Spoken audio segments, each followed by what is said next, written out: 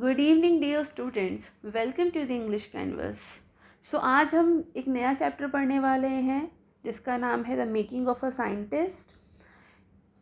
ये जो चैप्टर है making of the scientist, it's about a great scientist named Richard Albright. इस chapter के राइटर हैं Robert W Peterson. This is not just a story but an inspiring real life journey that teaches us the value of curiosity, hard work and determination. Richard Albright को 2 award मिले थे, जिसका पहला नाम है Searle scholar award and the second one is sharing plough award for biochemist and molecular biology. It was his fascination for the butterflies that opened the world of science to him. So this is not just a story but an inspiring real life journey. If you are new here, then don't forget to like and share the video and subscribe to the channel for more helpful explanation summaries. So and चलिए पढ़ते हैं। सबसे पहले हम author के बारे में पढ़ते हैं जिनका नाम है Robert W. Peterson. So he was an American writer known for his works on sports and inspiration biographies. तो ये काफ़ी ज़्यादा इंस्पायर हुए रिचर्ड एल्ब्राइट से, इसलिए इन्होंने ये स्टोरी लिखी. In this lesson he beautifully presents the life of a young boy who grew up to become one of world's most famous scientists. So this lesson is based on childhood and growth of Richard Albright. इस chapter में हम Richard Albright के बारे में उनकी early life पढ़ेंगे, उनका childhood और उनकी ग्रोथ के बारे में पढ़ेंगे.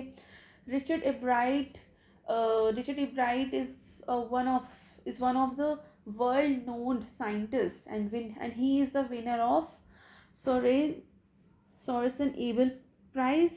From a very young age, Richard showed extraordinary curiosity about the natural world. इनकी जो जर्नी शुरू हुई थी ना, ये शुरू कैसे हुई थी, इन्होंने बटरफ्लाइज और शेल्स को इकट्ठा करना शुरू किया. So his journey begin with collecting butterflies and shells, but his endless desire to learn and explore soon transformed into a passionate researcher. So this chapter highlights how a supportive mother, hard work, dedication and scientific curiosity shaped Ebright's career. His journey inspires students to stay curious, ask questions and never give up on learning. तो आप इनसे सीख सकते हैं कि किस तरह से ये काफ़ी क्यूरियस थे, इन्होंने काफ़ी कॉन्स्टेंटली काफ़ी हार्ड वर्क किया, इन्होंने क्वेश्चंस पूछे और इन्होंने कभी भी हार नहीं मानी. ऐसा नहीं होता है कि हम जब भी कुछ नया सीखते हैं या जब भी हम कुछ करना चाहते हैं, कुछ बड़ा करना चाहते हैं, तो हमें हार नहीं मिलती. हमें हार मिलती है, हम फेल होते हैं, एक नहीं कई बार फेल होते हैं, लेकिन हमें क्या करना है, उस फेलियर से सीखना है, ना कि उससे डिसअपॉइंट हो जाना है. 90% बच्चे जो क्या करते हैं, वो जो फेल हो जाते हैं, या हम बड़े लोग भी जब भी हम लाइफ में फ़ेल हो जाते हैं तो हम हार मान लेते हैं, हम रोने लगते हैं. ठीक है, बुरा सबको लगता है फेल होने पर, लेकिन आप सोचिए कि आपने कहाँ कमी छोड़ दी जिस वजह से आप फेल हो गए, और आप उस कमी को किस तरह से पूरा कर सकते हैं. तो इन्होंने भी कभी अपनी लाइफ में गिव अप नहीं किया, तो आप भी अपनी लाइफ में कभी गिव अप मत कीजिएगा. कभी भी कितने भी फेलियर्स आए, लेकिन उन पर सोचिएगा कि वो क्यों आए हैं और उनको कैसे ओवरकम किया जा सकता है. So in this chapter you will learn how Richard's childhood hobbies turn into a career in science. इनकी ये हॉबीज़ थी बटरफ्लाइज को कलेक्ट करना, शेल्स को कलेक्ट करना, और इनकी ये हॉबी कैसे एक करियर बन गई साइंस स्ट्रीम में. The role of family, his family has played a good and important role in his career. His mother encouraged him in shaping, मतलब जो फैमिली का रोल है ना, बहुत इम्पोर्टेंट है. The role of family in the encouragements from the family in shaping young mind is very important.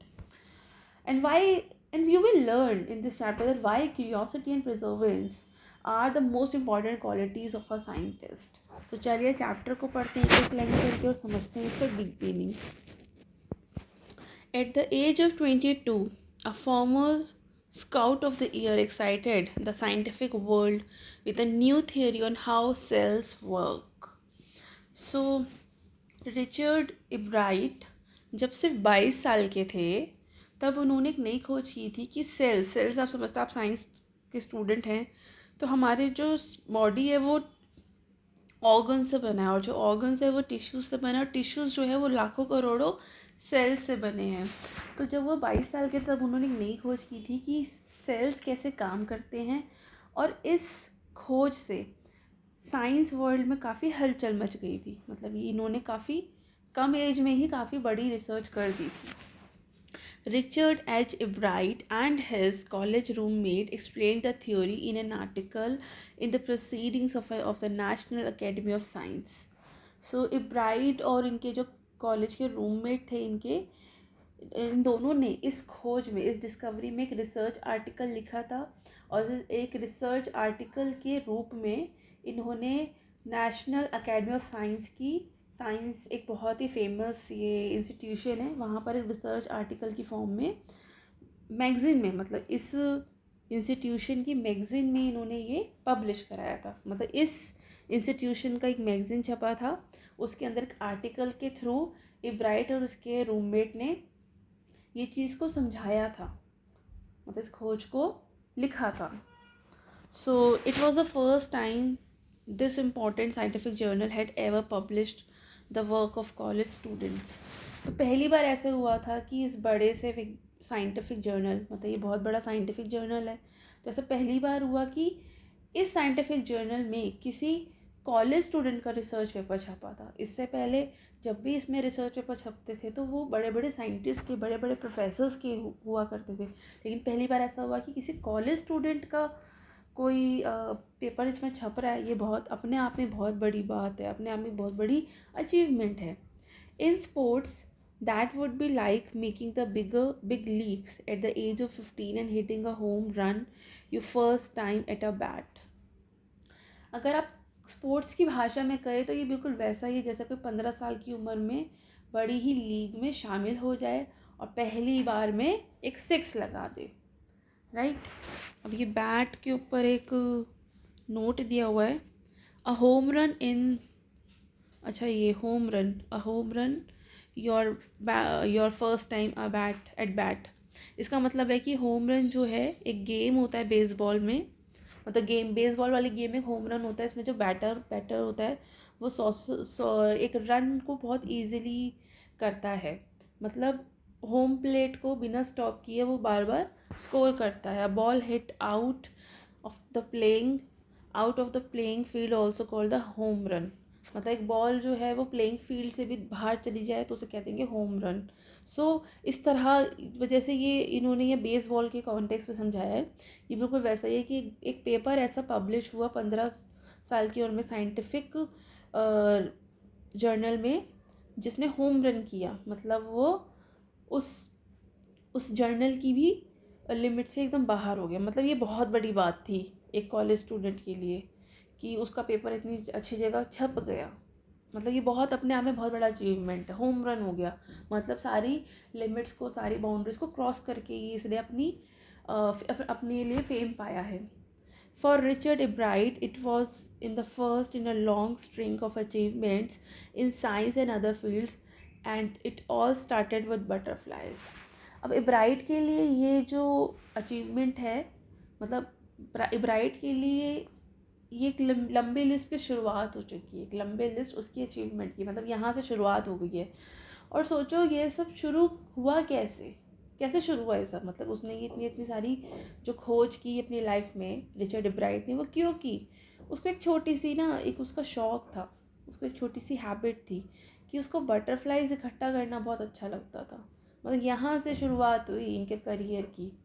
सो ये सब शुरू हुआ बटरफ्लाइज को इकट्ठा करने की उनकी हैबिट से। An only child, Ebright grew up north of Reading, Pennsylvania. There was not much I could do there, he said. I certainly couldn't play football or baseball with a team of one. But there was one thing I could do, collect things. अब एब्राइट जो हैं वो इकलौते बच्चे थे अपनी family में, और पेनिसिल्वेनिया में, मतलब पेनिसिल्वेनिया के रीडिंग सिटी के नॉर्थ में रहते थे, मतलब ये नॉर्थ में रहते थे। एक रीडिंग नाम की वहाँ जगह है पेनिसिल्वेनिया में, उसके नॉर्थ में ये रहते थे, मतलब वहाँ ये बड़े हुए, पले बड़े वहाँ पर। वहाँ इनके पास कुछ करने को ज़्यादा नहीं था, there was not much I could do there. वो कहते हैं कि मेरे पास वहाँ कुछ ज़्यादा करने को था नहीं, मैं वहाँ अकेला था, तो फुटबॉल और बेसबॉल भी नहीं खेल सकता था, क्योंकि फुटबॉल और बेसबॉल खेलने के लिए भी टीम चाहिए, मतलब एटलीस्ट होना चाहिए ना, मैं अकेला तो नहीं खेल सकता। But there was one thing I could do, collect things. तो अकेले मतलब मैं गेम नहीं खेल सकता, फुटबॉल और बेसबॉल नहीं खेल सकता, मैं कुछ और काम नहीं कर सकता, लेकिन हाँ एक काम में था जो मैं अकेला कर सकता था, वो था चीज़ें इकट्ठे करना, कलेक्ट थिंग्स, चीज़ें इकट्ठे करना। So he did, and did he ever, beginning in the kindergarten वो होता है केजी, आप केजी क्लास में पढ़े होंगे ना कभी Kinder garden.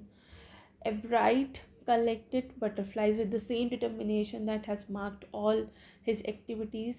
He also collected rocks, fossils, and coins, and he became an eager astronomer too, sometimes stargazing all night. अब फिर उन्होंने किया भी वही किया, आगे वही किया।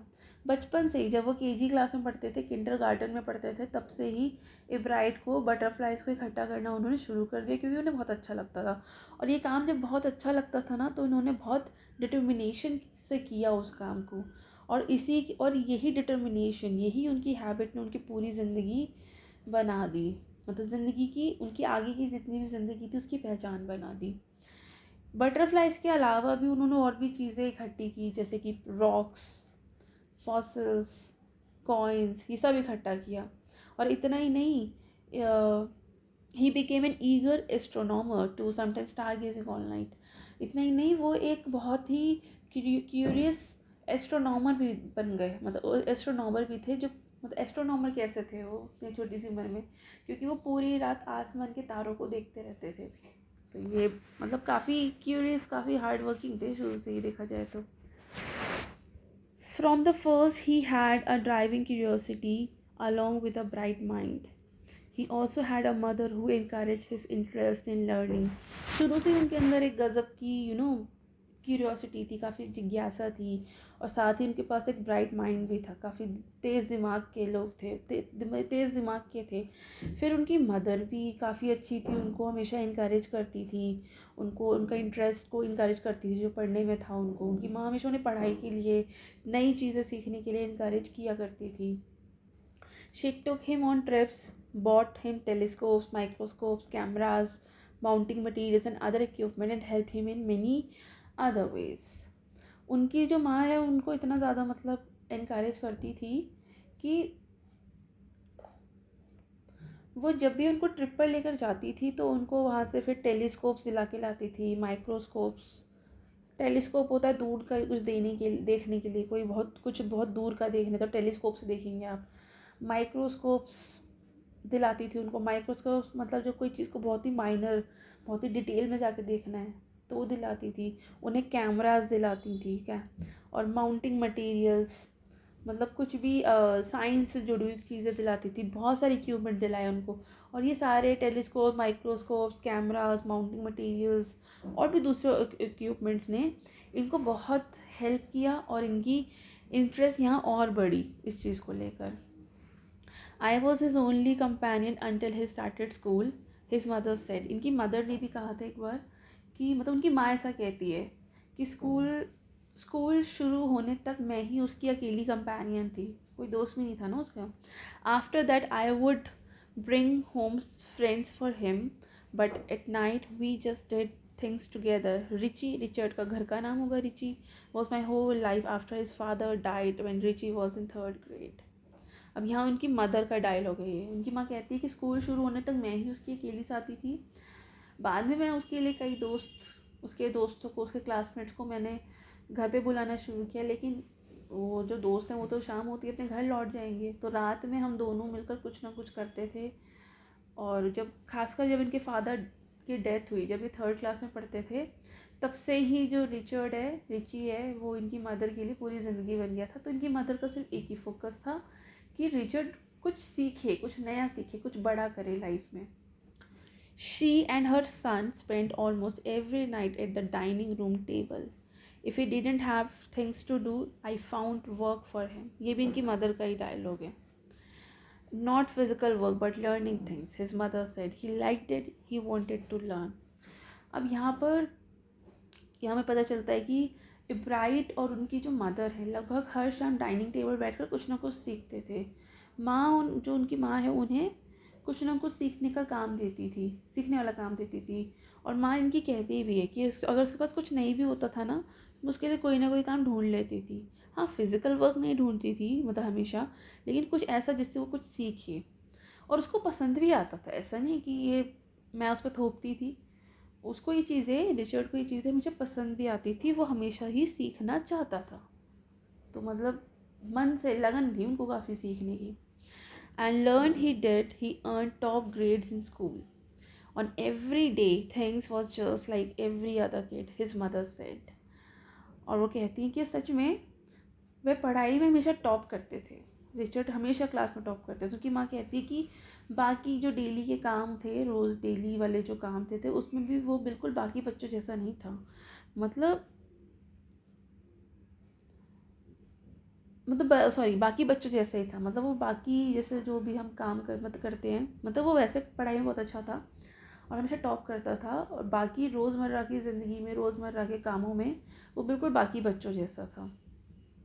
By the time he was in the second grade, Ebright had collected all 25 species of butterfly found around his hometown.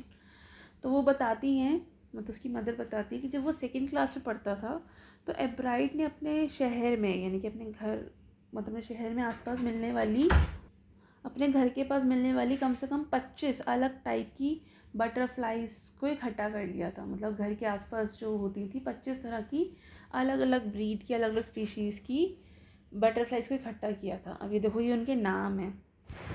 जैसे ये gossamer wing butterfly, wood nymph सेंसिटर, मुनाक, white sulphurs snout butterfly, brush footed butterflies, ये सबके नाम हैं। आप चाहें तो गूगल पर इनका फ़ोटो भी देख सकते हैं और फिर देख सकते हैं कि इनमें क्या फ़र्क है। तो ये सब हैं। तो स्पीशीज एंड सब species butterfly collected in 6 weeks in reading Pennsylvania. चलिए हम आगे पढ़ते हैं। तो हमने यहाँ देखा कि बचपन से ही रिचर्ड काफ़ी क्यूरियस हैं, काफ़ी मेहनती हैं और उनकी माँ का उन्हें काफ़ी सपोर्ट मिला। उनकी माँ ने उन्हें एकदम सही वे में इनकरेज किया है। उनकी माँ ने काफ़ी सपोर्ट किया है और इसी वजह से वो काफ़ी महान बन पाए और काफ़ी उन्होंने अच्छी डिस्कवरीज की। तो पहला जो हमने चैप्टर पढ़ा था वो एक बुरे साइंटिस्ट का था, लेकिन अब जो हम पढ़ रहे हैं वो एक अच्छे साइंटिस्ट का है। That probably would have been the end of my butterfly collecting, he said. But then my mother got me a children's book called The Travels of Monarch 10. That book, which told how monarch butterflies migrate to Central America, opened the world of science to the eager young collectors.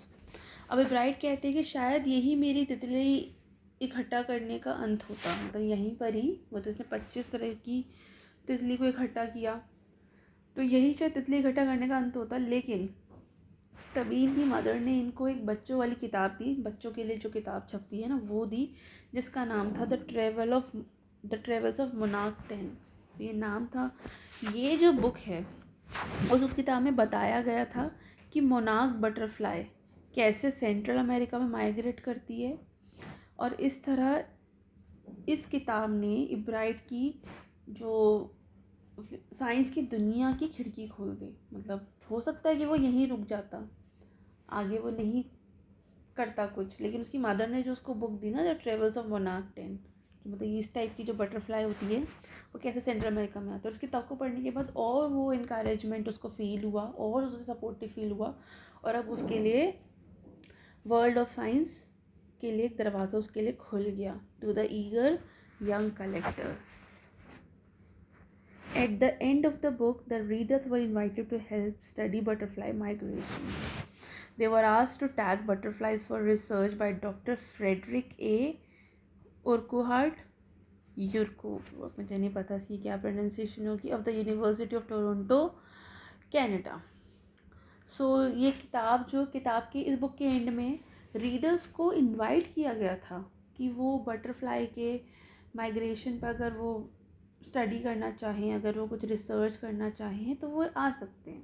मतलब book के and में ये लिखा हुआ था।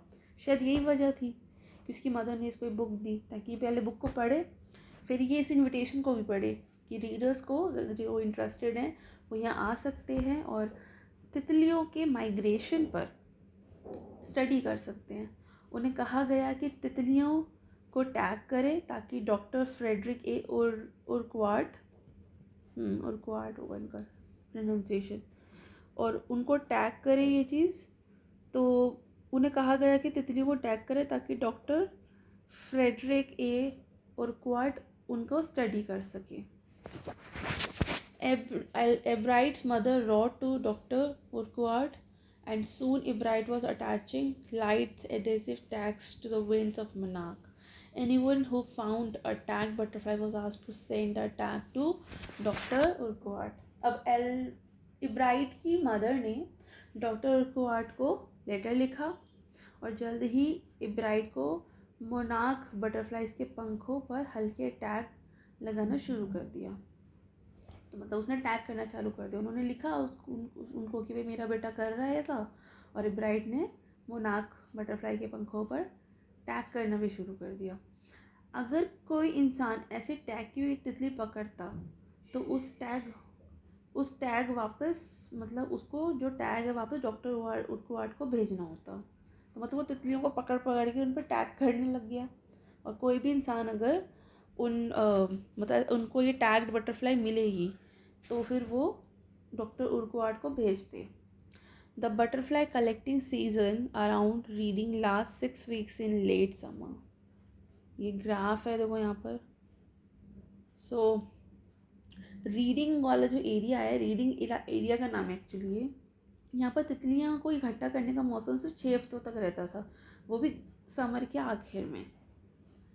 If you are going to chase them one by one, you won't catch very many. So the next step for Ebright was to raise a flock of butterflies.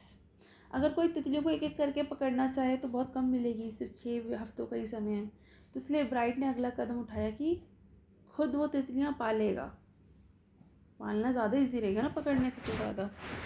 तो उसके लिए वो क्या करेगा, he would catch a female monarch. वो एक female monarch पकड़ लेगा, वो ज़्यादा इजी रहेगा।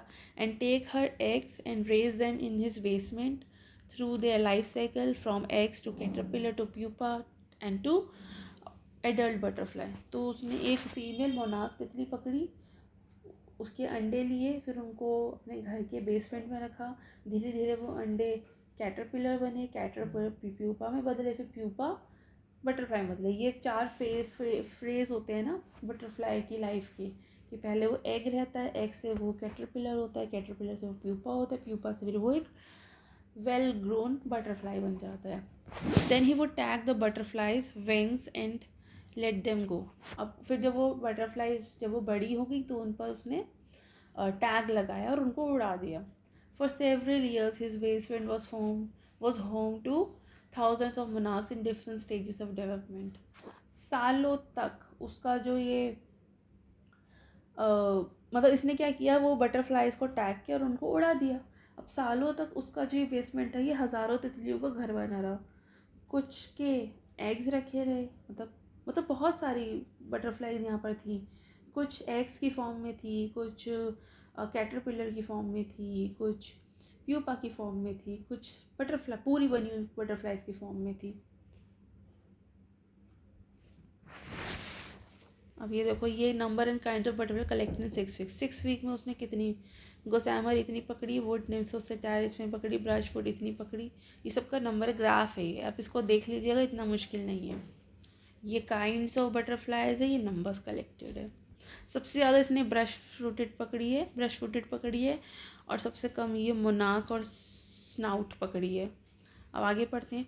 Eventually I begin to lose interest in tagging butterflies, it's tedious and there is no much feedback, Ebright said. अब एल्ब्रेट कहते हैं कि धीरे धीरे मुझे तितलियों को टैग करने में इंटरेस्ट कम होने लगा। ये काम काफ़ी मतलब काफ़ी बोरिंग काम था, टेडियस था ये, और इससे कोई बड़ा रिजल्ट भी नहीं मिलता था। In all the time I did it, he laughed. Only 2 butterflies I had tagged were recaptured, and they were not more than 75 miles from there where I lived. अब यहाँ पर वो थोड़ा हंसकर कहते हैं एब्राइट कि इतने लंबे समय तक मैंने टैगिंग की, लेकिन सिर्फ 2 ही तितलियां ही वापस पकड़ी गई, और सोचो वो भी मेरे घर से सिर्फ 75 मील दूर थी, मतलब इतनी कोई ज़्यादा दूर भी नहीं थी। मतलब मैंने जो टैग की थी 2 ही की थी, और वो भी मुझे ज़्यादा दूर नहीं मिल पाई, 75 मील ही वो दूर गई थी, जाना तो उसे और दूर था। सो देखो ये जो ग्राफ है ना, ये दिखाता है कि 6 वीक में एब्राइट ने कितनी और किस तरह की तितलियाँ इकट्ठा की। इसमें ये सारे नाम मैंने आपको बताए हैं, ये सब शामिल थे। ठीक है, तो हमने देखा कि एक किताब थी the travels of monarch x, इसने एब्राइट की ज़िंदगी की दिशा बदल दी। माँ ने इनकी बहुत सपोर्ट किया, इनका हार्डवर्क और क्यूरियस माइंड ने इनको विज्ञान की गहराई तक लेकर गई। इनकी जो माइंड में क्यूरियोसिटी थी, यही वजह थी कि ये इतना डीप रिसर्च कर पाए। अब आगे बढ़ते हैं। Then in the 7th grade, he got a hint of what real science is when he entered a county science fair and lost. अब जब ये 7th स्टैंडर्ड में थे, तभी ब्राइट ने काउंटी साइंस फेयर, जो कि वहाँ पर एक उनके रीजनल एरिया में, मतलब रीजनल एक साइंटिफिक फेयर होता था जिसका नाम था काउंटी साइंस फेयर, वहाँ इन्होंने पार्टिसिपेट किया और वो हार गए एंड ही लॉस्ट। तो उन्हें पहली बार समझ में आया कि असली साइंस होता क्या है। जब वहाँ पे उन्होंने पार्टिसिपेट किया ना, तब it was really a sad feeling to sit there and not getting anything while everybody else had won something. देखिए, इसी की बात मैंने शुरू में की थी कि आप ट्राई करते हैं, आप हार जाते हैं, उसके बाद ये नहीं कि आपको उदास होके निराश होके बैठ जाना है कि आप हार गए जबकि दूसरे लोग जीत गए। बहुत बुरा तो लगता है, लेकिन ऐसा करना नहीं है। वो कहते हैं कि बहुत बुरा लगता है जब सबको कोई ना कोई इनाम मिलता है और मैं खाली हाथ बैठा रहा, मतलब मैं हार गया, ऐसा कहा इन्होंने। His entry was slided of frogs tissues which he showed under a microscope. He realized the winner had tried to do real experiment, not simply make a neat display. लेकिन वहाँ इन्होंने सीखा कि ये हारे क्यों थे, तो ये बहुत इम्पॉर्टेंट है। ये बताते हैं, मतलब ये बताते हैं कि उन्होंने मेंढक के टिश्यूज़ की स्लाइड्स को, मतलब जो फ्रॉग होता है ना, उसके अंदर जो टिश्यूज़ होते हैं उसकी स्लाइड्स को माइक्रोस्कोप में दिखाया था। लेकिन वो ये समझ गए कि जो जीता था ना, उसने सिर्फ दिखाया नहीं था, उसने असली एक्सपेरिमेंट भी किया था। मतलब वो समझ गए कि सिर्फ चीज़ों को सुंदर तरीके से डिस्प्ले कर देना, उन्हें दिखा देना कोई एक्सपेरिमेंट नहीं है। इससे तो आप नहीं जीत सकते। आप जीतोगे तब जब आप कुछ एक्सपेरिमेंट, कुछ नया करके दिखाओगे। अब यहाँ ये समझ गए कि मैं इसलिए हारा कि मैंने बस उसको दिखाया था, एक्सपेरिमेंट को नहीं किया था, सिर्फ टिश्यूज़ को, जो टिश्यूज़, जो स्लाइड होती है, माइक्रोस्कोपिक स्लाइड्स होती है, उसमें सिर्फ टिश्यूज़ को अच्छे तरीके से दिखाया था। जबकि जो विनर था उसने उस पर एक्सपेरिमेंट भी किया था। तो यहाँ के बाद देखो समझ में आ गई कि क्यों हारे, अब ये जीत जाएंगे आगे चलकर। तो इसलिए आप भी कभी हार जाते हैं, कभी फेल हो जाते हैं, तो बैठ कर सोचिए कि आप फेल किए हुए, कहाँ कमी रह गई, और फिर उस पर काम कीजिए जहाँ भी कमी रह गई। Already the competitive spirit that drives Richard एब्राइट was appearing. अब ये जो कंपटीशन हुआ, इसमें पार्ट लेने के बाद इनके अंदर एक कॉम्पिटिटिव स्पिरिट आ गई कि अब तो भाई मुझे कुछ अच्छा करना है। I knew that for the next year's fair I would have to do a real experiment, he said. अब उन्होंने तय कर लिया कि अगले साल के साइंस फेयर में मुझे सच में कुछ असली रिसर्च, असली एक्सपेरिमेंट करके दिखाना है। So the subject I knew most about was the insect work I had been doing in the past several years. तो इनको जो सब्जेक्ट इनको पता था सबसे ज़्यादा साइंस में, वो ये था कि इंसेक्ट वर्क, जिसके लिए काफ़ी समय से काम भी कर रहे थे। 7th क्लास में काफ़ी छोटी उम्र से ये उस पर काम कर रहे थे, तो इनको समझ में आ गया कि इनको करना क्या है। तो इन्होंने वही चीज़ चूज़ की जिस पर ये सबसे अच्छे थे। So he wrote to doctor Urquhart for ideas and came back a stack of suggestions for experiment. So इन्होंने डॉक्टर उर्कुआर्ट को लेटर लिखा और जवाब में उन्होंने उनको कई सारे एक्सपेरिमेंट्स का आइडिया दिया, सजेस्ट किया, stack of suggestions for experiment. Those kept Ebright busy all through high school and led to prize projects in county and international science fairs. अब क्या हुआ कि वो इन्होंने जो लेटर लिखा और उनको बदले में सजेशंस मिले, तो अब ये पूरे साल अपने पूरे स्कूल के करियर में, मतलब स्कूल का करियर नहीं, स्कूल लाइफ में ये काफ़ी बिजी रहे उन सारे सजेशंस के साथ। और इनको काउंटी फेयर जो था उसमें भी काफ़ी प्राइज़ वगैरह मिले, ये भी जीते।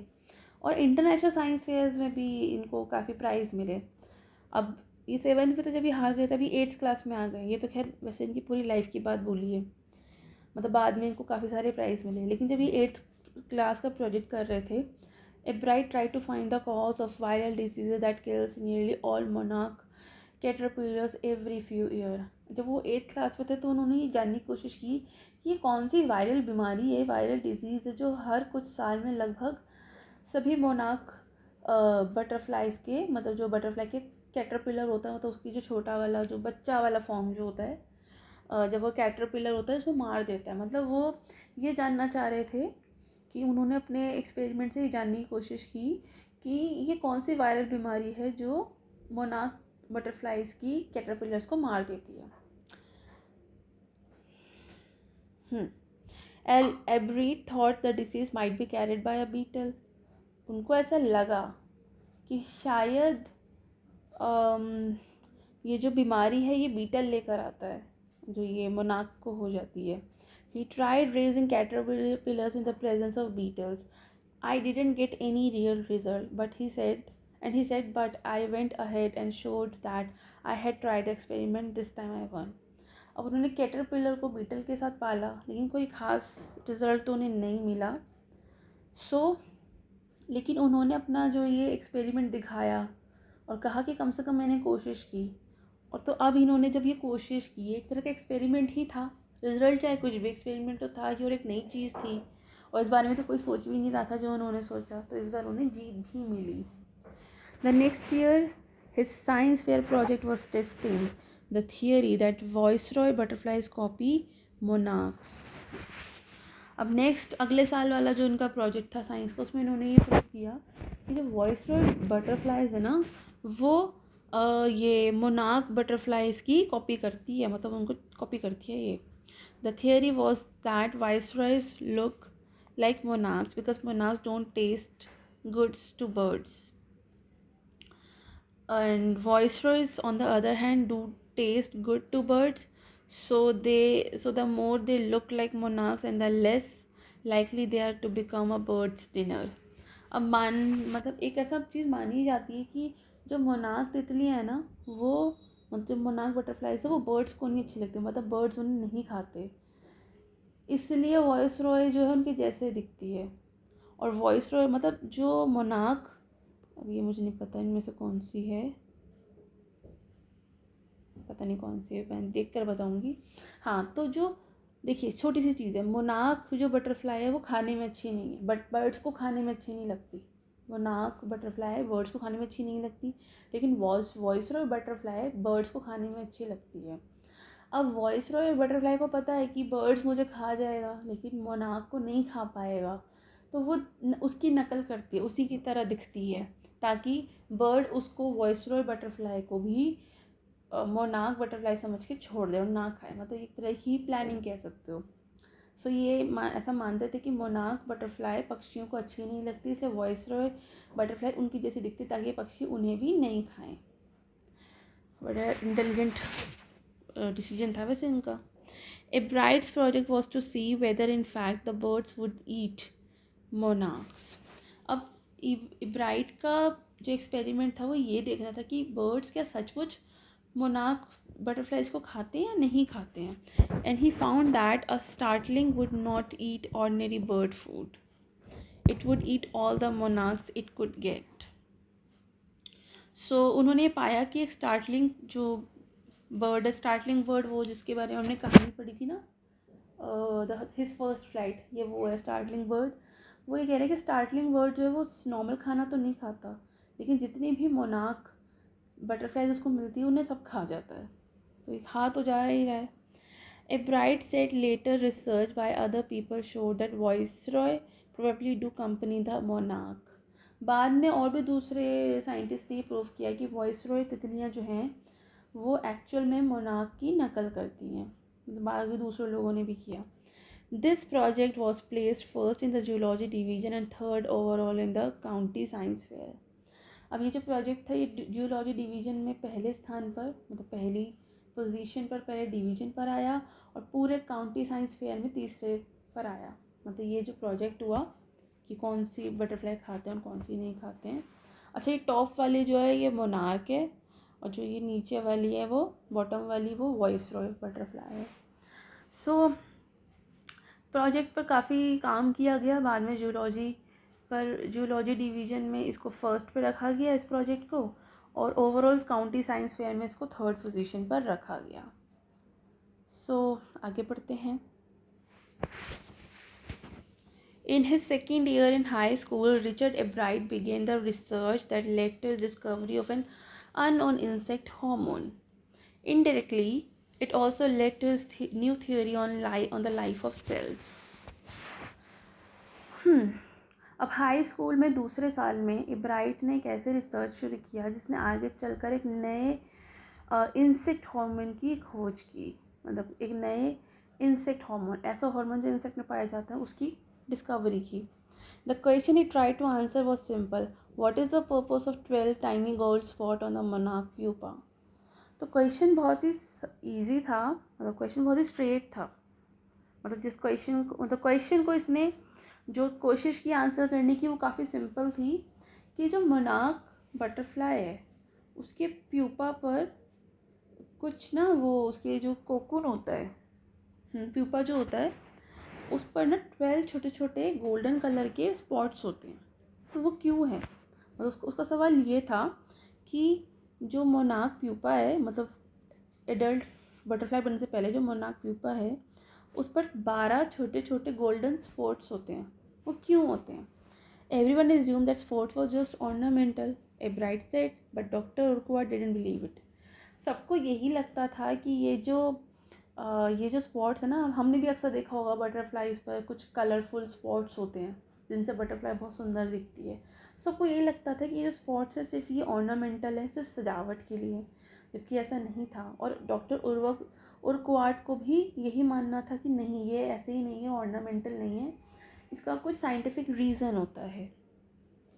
To find the answer, Ebright and other excellent science students first had to build a device that showed that the spots were producing a hormone necessary for the butterfly's full development. अब Ebright और उनके जो साथ के जो उनके fellow students थे, उन्होंने एक ऐसा एक डिवाइस बनाया और ये पाया कि जो ये गोल्डन स्पॉट्स है ना, ये एक्चुअल में एक हार्मोन पैदा करता है। ये जो स्पॉट्स है ये हार्मोन पैदा करता है जो बटरफ्लाई को उसकी डेवलपमेंट के लिए, फुल डेवलपमेंट के लिए बहुत ज़रूरी होता है। मतलब यहाँ जो स्पॉट्स हैं इनसे एक हार्मोन रिलीज़ होता है, वो हार्मोन बटरफ्लाई को उसकी फुल डेवलपमेंट के लिए बहुत ज़रूरी होता है। This project one Ebright first place in the county fair and entry into the international science and engineering fair. अब इस खोज ने इब्राइट को काउंटी फेयर में फर्स्ट पोजीशन दिलाई और international science and engineering fair में भी इसको एंट्री मिली। मतलब धीरे धीरे देखो इसका जो लेवल वो बढ़ता जा रहा है। पहले से स्कूल का प्रोजेक्ट था, फिर काउंटी फेयर में गया, अब देखो international science and engineering fair में भी इसको एंट्री मिल गई। ये बहुत बड़ी बात है।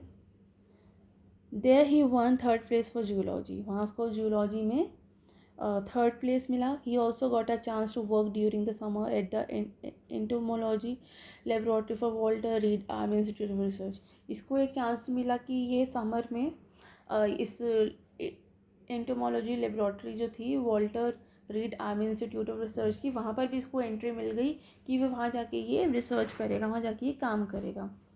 एज अ मतलब स्कूल में एज अ हाई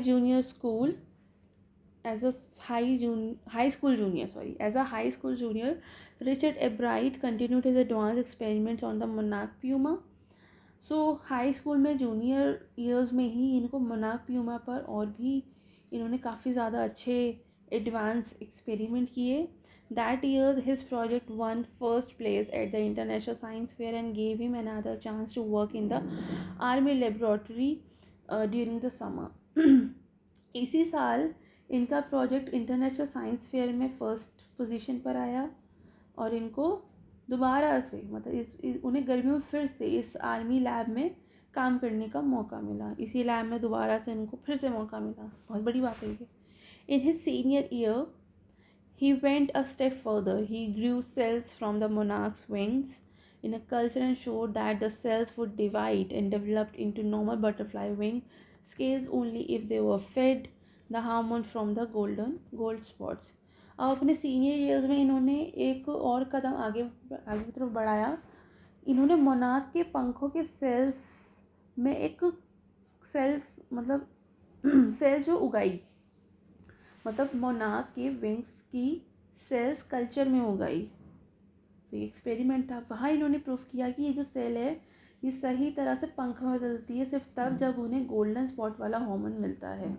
तो यहाँ पे पता चल जाता है इनको इनकी एक्सपेरिमेंट से कि ये जो बटरफ्लाई के विंग्स तभी नॉर्मल डेवलप हो पाते हैं जब इन गोल्डन स्पॉट से हार्मोन मिलता है. अगर नहीं मिलेगा तो इनके जो विंग्स हैं वो अच्छे से डेवलप नहीं हो पाएंगे.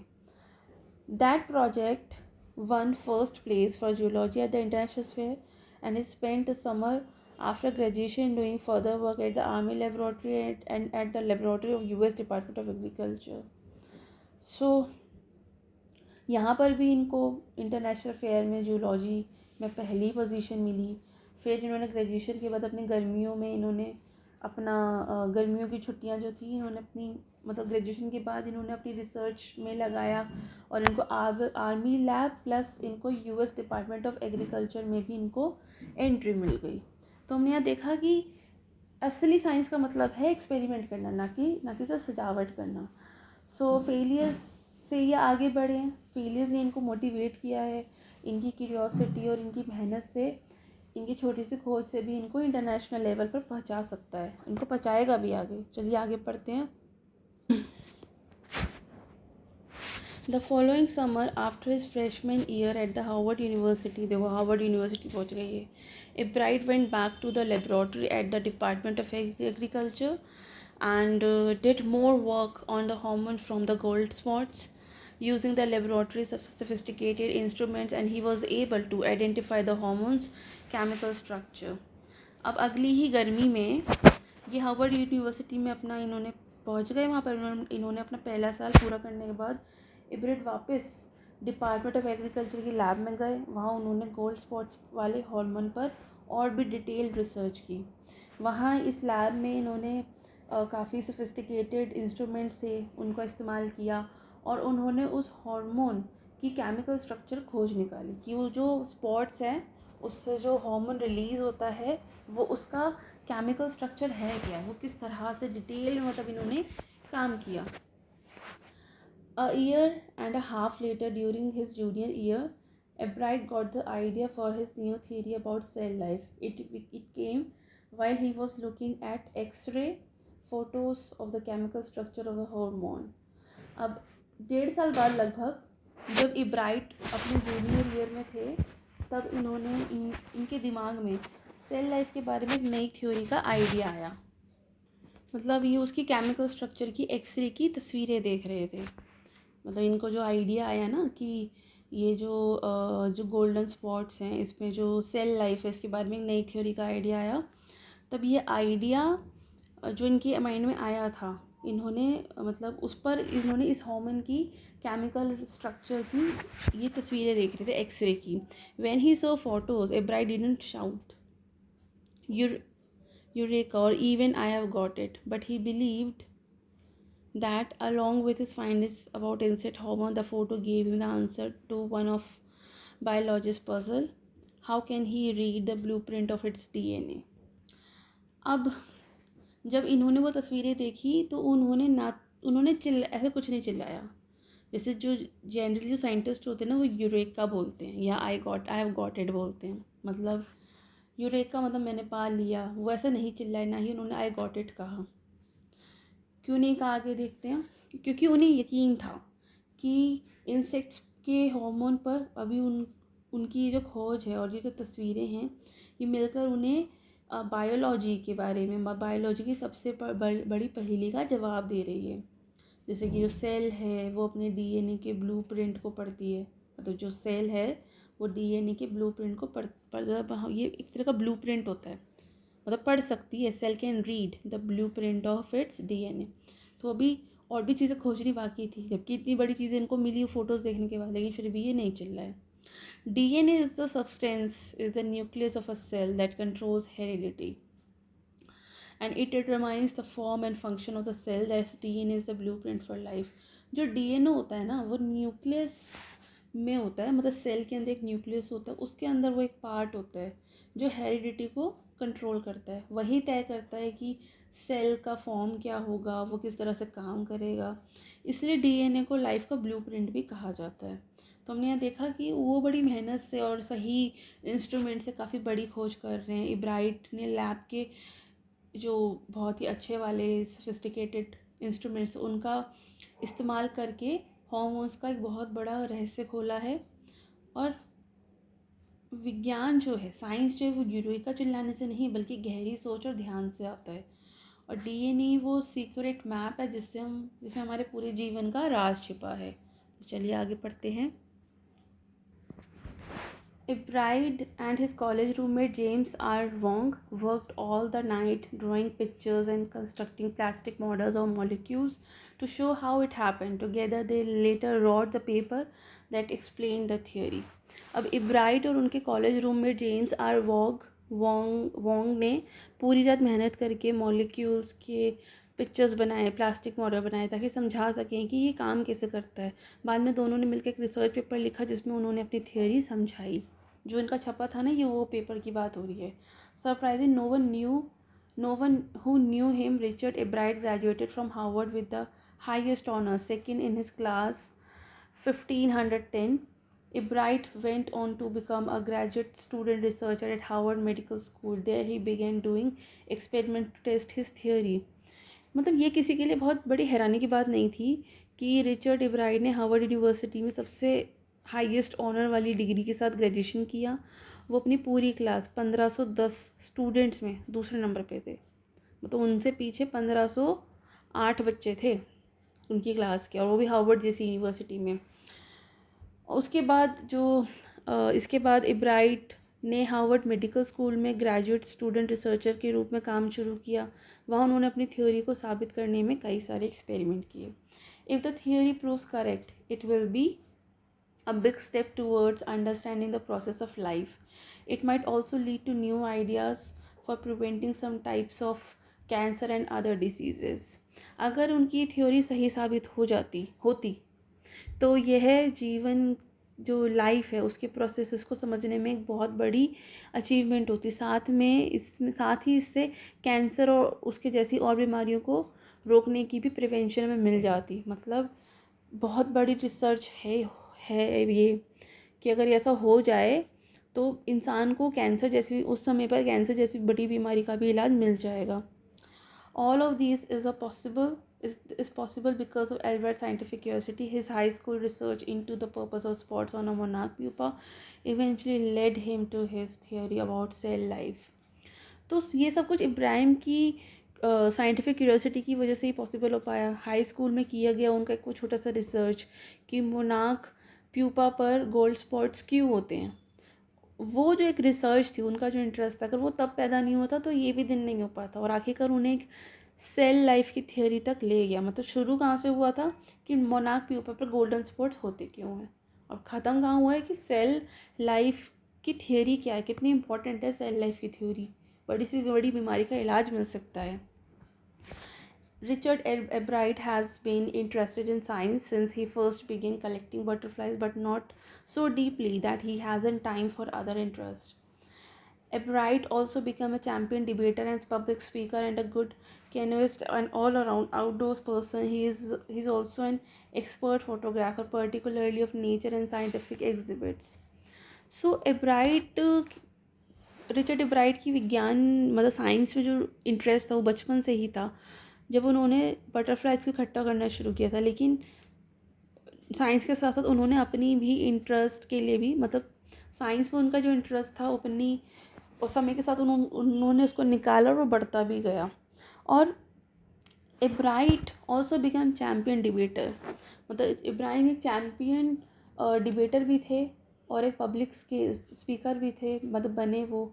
बाद में वो एक एक अच्छे नाविक खिलाड़ी भी थे और आउटडोर एक्टिविटीज़ भी पसंद करने वाले इंसान थे। साथ ही वो एक एक्सपर्ट फोटोग्राफर भी थे, खासकर नेचर और साइंटिफिक एग्जीबिशन की फ़ोटोग्राफी में काफ़ी इंटरेस्ट था उनको. In high school, Richard Bright was a straight A student because learning was easy and he learned a lot of his energy toward the debating and model United Nation clubs. So high school में bright हमेशा straight a student थे, मतलब हर subject में ए लाते थे, topper थे, हर subject में topper थे. पढ़ाई उनके लिए आसान थी, ज़्यादा मुश्किल काम नहीं था, इसलिए उन्होंने अपनी जो काफ़ी एनर्जी डिबेटिंग क्लब और मॉडल यूनाइटेड नेशंस क्लब में भी लगाई. He also found someone to admire, Richard A. Wehrer, his social studies teacher and advisor to both clubs. Mr. Wehrer was a perfect person for me then. He opened my minds to new ideas, Albert said. इनको एक ऐसे इंसान मिले जो इन्हें बहुत ज़्यादा admire करते थे.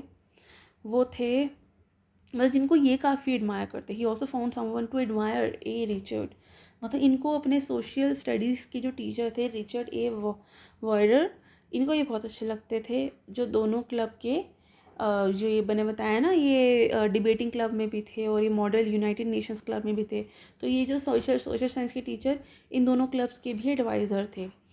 ये ब्राइट इनके बारे में कहते हैं कि वॉयरर सर जो है मेरे लिए उस समय एकदम सही इंसान थे.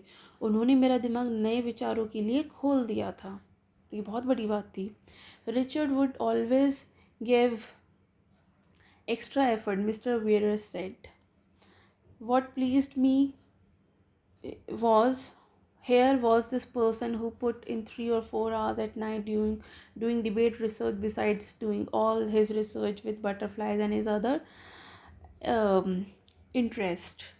सो वो कहते हैं कि रिचर्ड सर हम मुझे हमेशा कहते थे कि मतलब मिस्टर वियरर, उनका नाम है रिचर्ड है.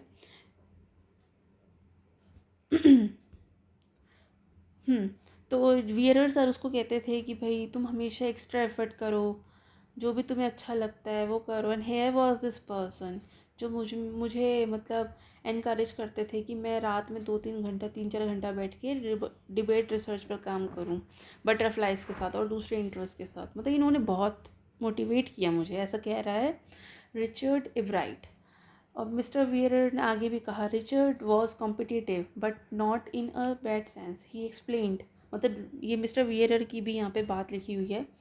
Richard was not interested in winning for winning's sake or winning to get a prize. Rather, he was winning because he wanted to do the best job he could. For right reasons, he wants to be the best. So, mister Wehrer कहते हैं कि Richard काफ़ी competitive था, लेकिन बुरी तरह से नहीं. रिचर्ड सिर्फ जीतने के लिए, इनाम पाने के लिए नहीं जीतता था. वो इसलिए भी जीतते थे क्योंकि वो हमेशा सबसे अच्छा काम करना चाहते थे और सही कारणों के लिए वो सबसे बेहतर बनना चाहते थे. तो इसलिए उन्होंने अच्छा काम किया. और कंक्लूडिंग लाइंस हैं इस चैप्टर की. And that is one of the ingredients in making of a scientist. Starts with the first rate mind, add curiosity and mix in the will to win for the right reasons. If Bright has these qualities from the time the book Travels of Monarchs opened the world of science to him. Richard A. Bright has never lost his scientific curiosity. तो जो इस chapter का नाम है the making of a scientist, वो यही है कि वो यही कहते हैं कि मतलब एक वैज्ञानिक, एक साइंटिस्ट बनने की जो सही तरीका है वो यही है. मतलब वो ये कह रहे हैं कि यही इंग्रेडिएंट चाहिए एक अच्छा साइंटिस्ट बनने के लिए. चैप्टर का नाम है ना मेकिंग ऑफ अ साइंटिस्ट. तो यही यहाँ पर मॉरल मैसेज है कि ये जो चीज़ कि हमेशा अच्छा काम करना है, बेहतर काम करना है, ये one of the best ingredients है एक अच्छा साइंटिस्ट बनने के लिए, बनाने के लिए. वो ये कहते हैं कि यही एक वैज्ञानिक बनने की असली रेसिपी है. और क्या है वो 3 चीज़ें जो एक अच्छा वैज्ञानिक, एक अच्छा साइंटिस्ट बनाता है. सबसे पहली चीज़ है start with a first rate mind, मतलब एक बेहतरीन दिमाग. क्यूरियोसिटी, जिज्ञासा. एंड मिक्स, मतलब आप शुरू कीजिए, मतलब ये एक रेसिपी की तरफ बता रहे हैं कि कैसे बनाते हैं एक अच्छा साइंटिस्ट. तो सबसे पहले आप लीजिए एक फर्स्ट रेट माइंड. आप इसे बोलते हैं ना, शेफ़ बोलता है कि ये रेसिपी बनाने के सबसे पहले ये लीजिए, फिर वो लीजिए, फिर उसके बाद मिक्स कर लीजिए. सिमिलरली वैसे ही बोल रहे हैं कि अगर आपको एक अच्छा वैज्ञानिक बनाना है तो असली रेसिपी ये है कि सबसे पहले लीजिए एक बेहतरीन दिमाग, और फिर लीजिए थोड़ी सी क्यूरियोसिटी, थोड़ी नहीं बहुत ज़्यादा क्यूरियोसिटी, और दोनों को मिक्स कर दीजिए, और उसमें क्या मिला दीजिए, सही reasons. Mix in the will to win for the right reason, कि आपको जीतना तो है लेकिन किस लिए, अच्छे रीजंस के लिए, और सही कारणों से जीतने के लिए मेहनत करने की इच्छा, द विल। तो 3 चीज़ें चाहिए, first rate mind, curiosity and the will to win for the right reason. इन सबको मिला दीजिए तो बन जाता है एक अच्छा scientist. And Ebright has these qualities, Ebright में वो तीनों ही क्वालिटीज़ थी। From the time the book, वो समय जिस दिन ये किताब द ट्रेवल्स ऑफ मोनार्क 10 ने उसकी लाइफ में विज्ञान की दुनिया से उसको जोड़ा था, उस दिन से लेकर आज तक रिचर्ड इब्राइट ने अपनी साइंटिफिक क्यूरियोसिटी कभी नहीं खोई। He has never lost his scientific curiosity. So इस पूरे चैप्टर में हमें एक बड़ी सीख मिलती है कि एक अच्छा साइंटिस्ट बनने के लिए, the making of a scientist बनने के लिए 3 चीज़ें चाहिए, एक अच्छा तेज़ दिमाग, बहुत ही डीप क्यूरियोसिटी, और सही कारणों से जीतने के लिए लगन। राइट। तो ये चैप्टर बहुत अच्छा था। प्रीवियस चैप्टर भी साइंटिस्ट के ऊपर था, लेकिन ये साइंटिस्ट और ये हमारा है रिचर्ड इब्राइट, ये बहुत ही अलग है। तो स्टूडेंट्स, हमने पढ़ा रिचर्ड इब्राइट की इंस्पायरिंग जर्नी, कैसे छोटे से शौक जो कि था तितलियों को इकट्ठा करना, वहाँ से उनकी शुरू हुई क्यूरियोसिटी, इन्होंने एक बड़े और महान साइंटिस्ट में कन्वर्ट कर दिया। ये लेसन हमें ये सिखाता है कि अगर हमारे पास क्यूरियोसिटी हो, मेहनत करने की इच्छा हो, और सही कारणों से बेस्ट बनने का जुनून हो, तो हम जीवन में बहुत आगे बढ़ सकते हैं। और अगर आपको एक्सप्लेनेशन पसंद आई तो वीडियो को लाइक ज़रूर कीजिए, अपने क्लासमेट्स और अपने फ्रेंड्स के साथ इसको शेयर ज़रूर कीजिए, और चैनल को सब्सक्राइब करना ना भूलें। अगली क्लास में मिलेंगे एक नए चैप्टर के साथ। तब तक के लिए आप इसको रिवाइज़ करते रहिए, क्वेरीज हो तो कमेंट सेक्शन में पूछते रहिए। Thank you so much.